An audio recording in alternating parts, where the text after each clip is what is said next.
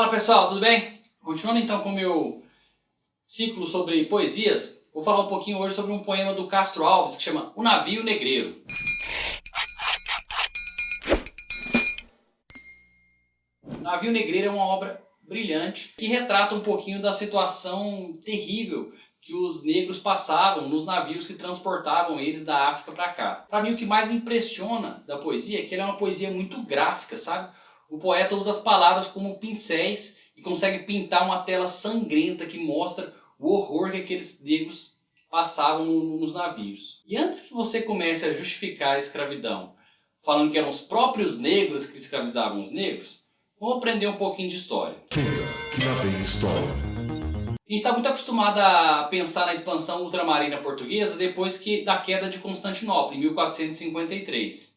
Mas na verdade, em 1415 os portugueses conquistaram Ceuta, que é o marco que a gente usa historicamente que inicia a expansão ultramarina portuguesa. Eles depois seguiram percorrendo a costa da África, conquistaram as ilhas dos Açores, a Ilha da Madeira, e começaram a precisar de mão de obra para trabalhar nas lavouras de cana que existiam nesses lugares. Em 1440 eles chegaram até a costa do Rio Douro, onde foram feitos os primeiros escravos africanos.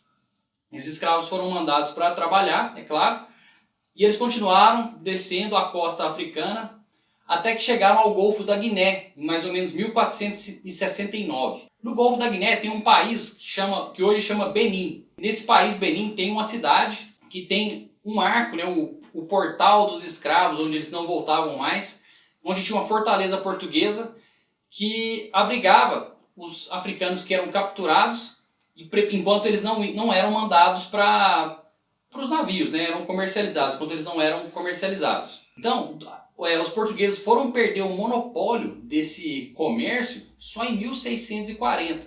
Então vamos pegar que os primeiros escravos foram feitos em 1440 e por 200 anos os portugueses tiveram o monopólio desse comércio e criaram a demanda por mão de obra barata, né, mão de obra escrava. E vendiam e comercializavam carne humana viva, né? Gostei dessa expressão que o Eduardo Bueno usou.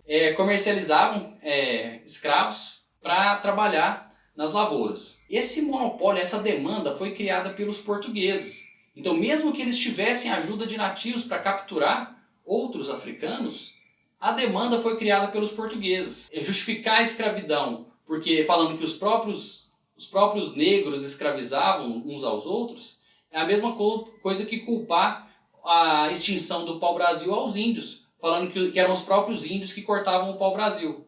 Porque na verdade era isso que acontecia, os índios que cortavam o pau-brasil, mas quem criou essa demanda pelo pau-brasil, né, pelo pigmento vermelho, foram os europeus. Então você não pode, isso é a pior justificativa que você pode usar, certo?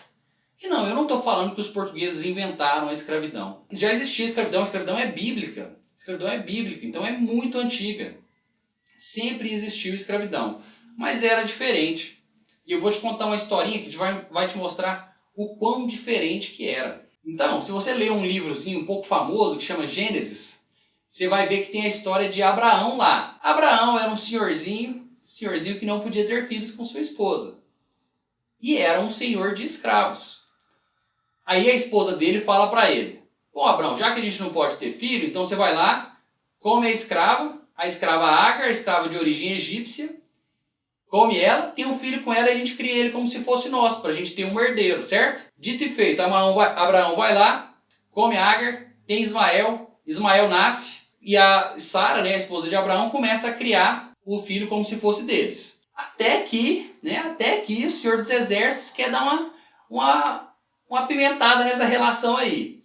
E faz uma proposta para Abraão. Abraão, com 99 anos, escuta a seguinte proposta: ó Abraão, você me dá seu prepúcio que eu engravido sua esposa.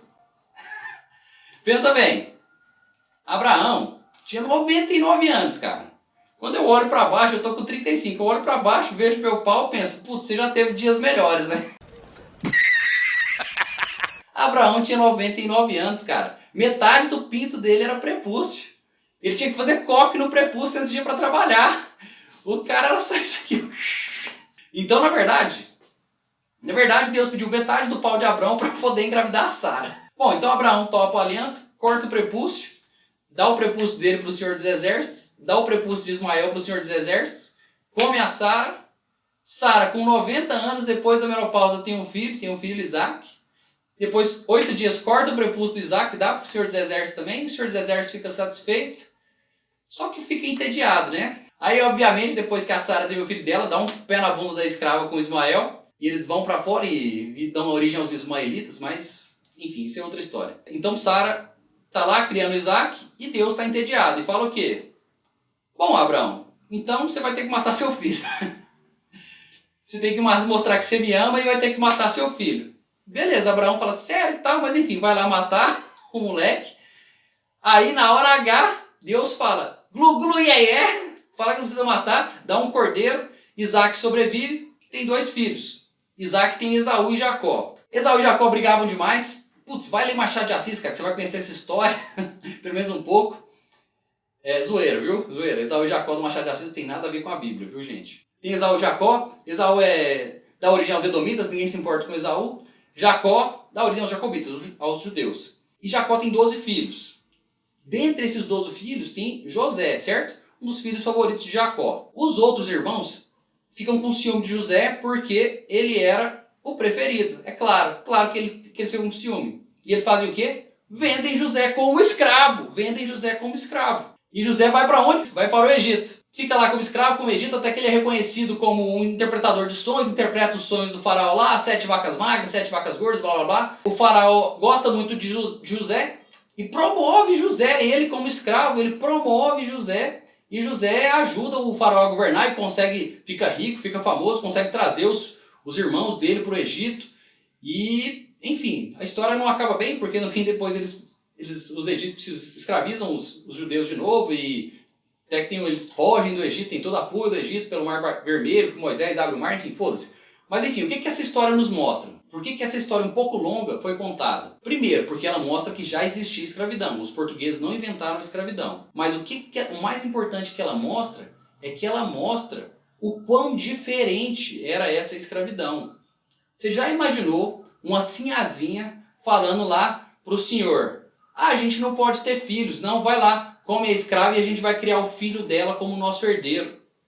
Você acha que isso aconteceria em algum lugar? Você sinceramente acredita que isso aconteceria em algum lugar? Uma sinhazinha falando, come uma negra lá, transa com a negra escrava e a gente vai criar o filho para ser o nosso herdeiro. Você acha que isso aconteceria? Você acha que algum imperador, Dom Pedro I, se tivesse algum problema, ia pedir ajuda para algum escravo e se caso ele ajudasse, você acha que ele seria promovido e conseguiria trazer a família inteira dele da África e todos viriam felizes para sempre aqui no Brasil? Você acha que isso poderia acontecer? Não poderia, porque os escravos negros eles eram considerados indivíduos inferiores. Eles tinham quase que a sua condição humana retirada, eles eram vistos como menos que humanos, eles eram totalmente reizificados. Esse comércio de escravos foi uma das coisas mais vis que já aconteceu na história da humanidade. E Castro Alves consegue transmitir essa vileza do comércio de escravos. O último canto, né, do Navio Negreiro tem 3 estrofes. A primeira estrofe eu acho lindíssima, eu memorizei essa primeira estrofe porque eu acho ela belíssima. Existe um povo que a bandeira empresta para encobrir tanta infâmia e cobardia e deixa transformar essa festa em manto impuro de bacante fria. Meu Deus, mas que bandeira é esta que imprudente na gávea tripudia? Chora, musa, chora e chora tanto, e o pavilhão se lave no seu pranto. Essa estrofe para mim mostra um lamento primoroso. E uma curiosidadezinha aqui, Bacante eram as devotas do deus Dionísio, né? Também chamado Baco. E elas eram mulheres ensandecidas que colocavam serpentes nos cabelos e davam de mamar a lobos e corças selvagens. Mas enfim, só uma curiosidade, elas foram imortalizadas pelo poeta Eurípides numa peça que estreou em 405 a.C. Mas enfim, isso não vem ao caso agora. Castro Alves morreu muito jovem, ele tinha tuberculose, aos 24 anos sofreu um acidente de caça. Atirou no próprio pé, Você vê que o poeta não pode brincar com arma, né? Atirou no próprio pé e esse ferimento infeccionou, tentaram amputar o pé, não deu certo, a tuberculose piorou e morreu. Novíssimo, 24 anos. Uma pena. Faz parte. Espero que vocês tenham gostado, tudo de bom. Um abraço.